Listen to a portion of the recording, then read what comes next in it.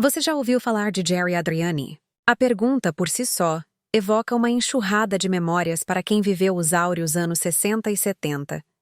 Não era apenas um nome, era uma sensação, uma presença. Mas, como bem sabemos, por trás do brilho ofuscante dos holofotes e do glamour superficial da fama, frequentemente se escondem histórias de profunda complexidade humana. A trajetória de Jerry Adriani não foi um mar de rosas. Foi uma montanha-russa emocional repleta de conflitos íntimos, rivalidades ardentes, cancelamentos silenciosos e um drama final tão intenso que chocou o Brasil e revelou a face mais crua e vulnerável do ídolo. Hoje, vamos mergulhar fundo nos bastidores quentes e, por vezes, sombrios da vida de um dos maiores ícones de sua geração. Prepare-se para uma jornada que vai muito além das músicas e dos aplausos. Para entender Jerry Adriani, é preciso voltar às suas origens. Nascido Jair Alves de Souza, em 29 de janeiro de 1947, no tradicional bairro do Brás, em São Paulo, seu universo inicial era um caldeirão cultural típico da metrópole paulistana da época. Filho de uma família simples e trabalhadora, seu cotidiano era permeado pela forte influência da comunidade italiana, uma das colunas vertebrais do bairro. Foi nesse ambiente que o jovem Jair encontrou sua primeira identidade artística. Não através do rock and roll americano que influenciava seus contemporâneos, mas pela música italiana. Seu avô, um imigrante italiano, foi uma figura fundamental. Foi ouvindo discos de Claudio Villa, Modugno e outros grandes cantores da bel canto italiana que Jerry descobriu o poder de sua própria voz. Ele não era inicialmente o rebelde de jeans e guitarra. Era o garoto tímido que encontrava coragem e expressão ao interpretar canções cheias de melodrama e paixão mediterrânea. Essa formação distinta foi o seu diferencial. E, ao mesmo tempo, a origem de seu primeiro grande desafio: ser aceito.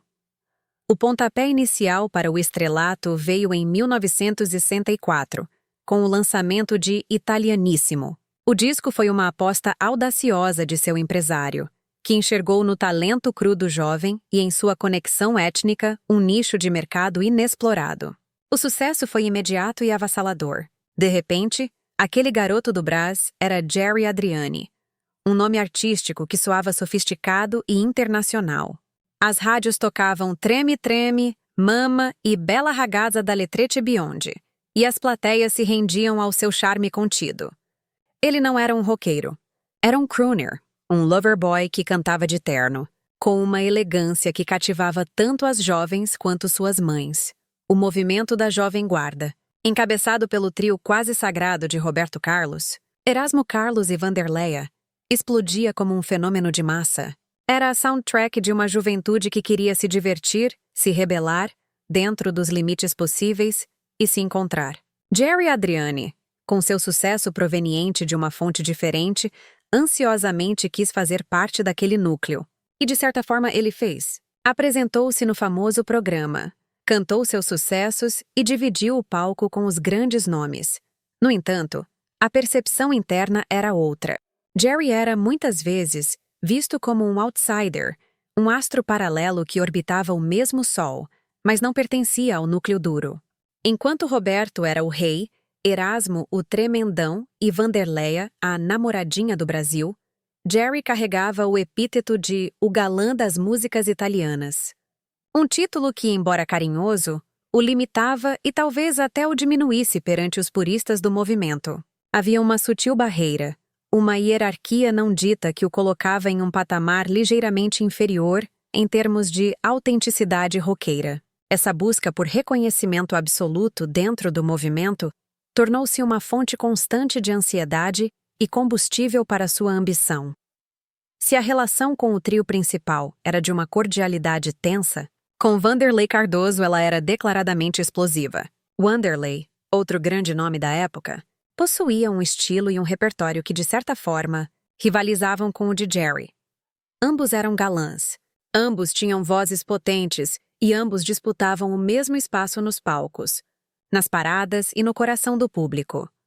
A rivalidade era alimentada com fervor pelos fã-clubes, entidades poderosas naquela época. Os fãs de Jerry e os de Wanderlei travavam batalhas épicas nas portas das emissoras de TV, nas páginas das revistas de fofocas e nas arquibancadas dos shows. Os ânimos se exaltavam a ponto de quase haver conflitos físicos. Mas o ápice dessa tensão ocorreu nos bastidores de um show em Niterói. A questão, aparentemente fútil, era carregada de simbolismo. Quem encerraria o espetáculo? O último a se apresentar era, por convenção, a atração principal, o grande astro da noite. Os empresários de ambos os cantores travaram uma verdadeira guerra por essa posição. Nos corredores, longe dos olhos do público, a tensão transbordou. Testemunhas relatam que Jerry, normalmente contido, teria dado um chega pra lá em Wanderlei, num rompante de frustração e orgulho ferido. As palavras foram duras, o clima ficou gelado. Aquele não foi apenas um desentendimento entre artistas. Foi a erupção de uma rivalidade years da pressão, da inveja e da luta incessante por um lugar ao sol. A reconciliação só viria muitos anos depois, quando a maturidade suplantou a vaidade juvenil. Conforme a jovem guarda perdia força no final dos anos 60 e início dos 70, Jerry Adriani, como todo artista de sua geração, enfrentou o dilema da reinvenção. O público que o consagrara amadurecera, e uma nova leva de artistas e estilos surgia. A pressão para se manter relevante era enorme. Sua resposta foi diversificar de forma corajosa, mas que muitos viram como erraticidade.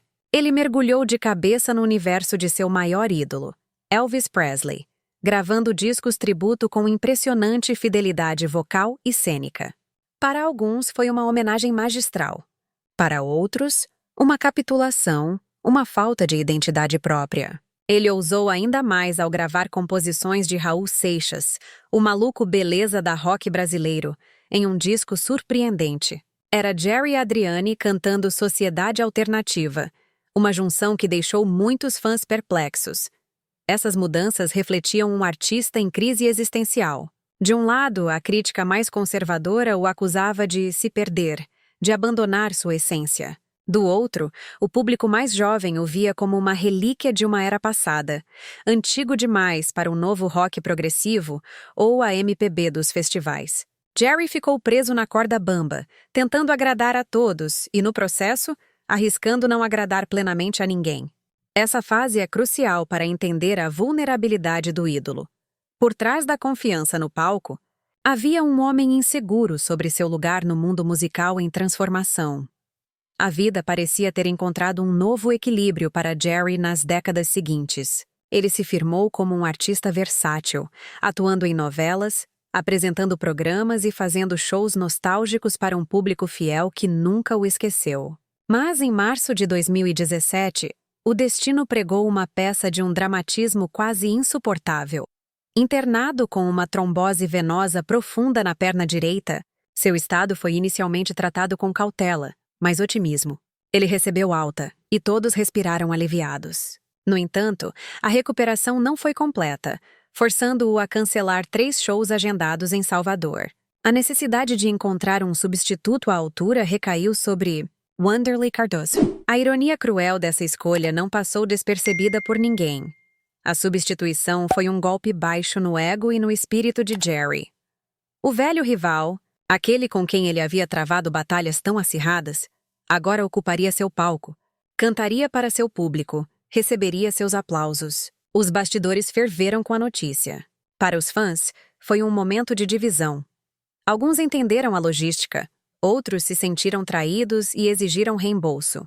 Para Jerry, confinado a um leito, deve ter sido a materialização de um pesadelo recorrente. A sensação de ser substituído, de ser esquecido. Poucas semanas depois, o mundo desabou de vez. Jerry foi internado novamente, visivelmente debilitado, com uma perda de peso assustadora. A família, cercada por um cerco da imprensa, não pôde mais esconder a verdade crua. Jerry Adriani lutava contra um câncer agressivo. O anúncio oficial caiu como uma bomba. Seu empresário, em entrevista coletiva, foi categórico e emocionado. A situação é gravíssima. O Brasil parou para acompanhar a batalha final de seu galã. As redes sociais foram inundadas por uma onda de carinho e nostalgia. Gerações inteiras se uniram em uma torcida coletiva, relembrando os sucessos que marcaram suas vidas. Mas, paralelamente, os velhos rumores e as lembranças das disputas ressurgiram, mostrando como a narrativa de um ídolo é sempre complexa, mesclando admiração com fofoca, glória com drama. No dia 23 de abril de 2017, Jerry Adriani nos deixou. Aos 70 anos, o menino do Brás, o galã da Jovem Guarda, o intérprete de Elvis, o artista multifacetado, sucumbiu à doença. Seu velório foi um microcosmo de sua vida. Aplausos que celebravam o ídolo, lágrimas que choravam o homem e sussurros que rememoravam as rivalidades e paixões que temperaram sua jornada. Hoje, Jerry Adriani é lembrado como deveria, um ícone. Sua música sobrevive, suas novelas são reprisadas, seu estilo é referência. Mas sua história verdadeira é um testemunho poderoso da natureza humana por trás da persona pública. Ele foi um homem de carne e osso, que enfrentou a insegurança, a rivalidade, a pressão da fama, a crise artística e o sofrimento físico com uma resiliência silenciosa. Sua trajetória nos fala sobre a efemeridade do sucesso e a permanência da arte, sobre como a vaidade e a vulnerabilidade podem coexistir no mesmo indivíduo, sobre como um sorriso no palastro pode esconder um mundo de conflitos nos bastidores. Jerry Adriani foi, em suma, um artista completo. Não apenas por cantar, atuar e entreter, mas por viver uma vida com a intensidade de um drama e a beleza melancólica de uma canção italiana. Ele foi, e sempre será, o galã que nos mostrou que até os ídolos têm histórias complicadas para contar. E você? Já conhecia a história de Jerry Adriani em toda a sua profundidade? Sua trajetória te surpreendeu? Deixe sua opinião nos comentários. Conte se você era fã, qual sua música preferida e se já teve a chance de vê-lo ao vivo. Não esqueça de se inscrever no canal para não perder nenhum dos nossos documentários sobre os grandes ícones do Brasil, deixar o seu like para nos ajudar a crescer e compartilhar este vídeo com todos os seus amigos para que essa história emocionante chegue a ainda mais pessoas.